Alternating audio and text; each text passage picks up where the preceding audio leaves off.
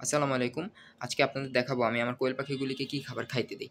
তো নরমাল যে খাবারটা আছে কোয়েল পাখি ডিম পাড়া শুরু করলে লেয়ার 1 খাবারটা ইউজ করা হয়, সেই খাবারটাই মেইনলি আনি।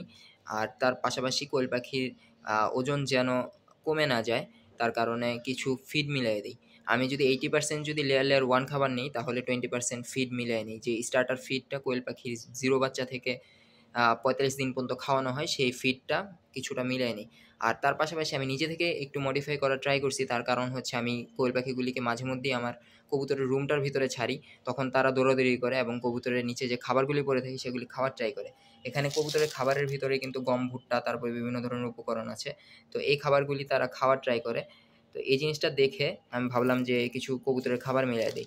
যেহেতু দেখলাম গম খায়, ভুট্টা খায়, তো এখান থেকে অল্প কিছু খাবার নিয়ে আমি এখানে মিলিয়ে দিছি। একদম সামান্য পরিমাণে মিলাইয়া দিছি। এই যে গম দেখতে পারতেছেন, একদম অল্প পরিমাণে আছে। তো এই হচ্ছে আমার কোয়েল পাখির খাবার।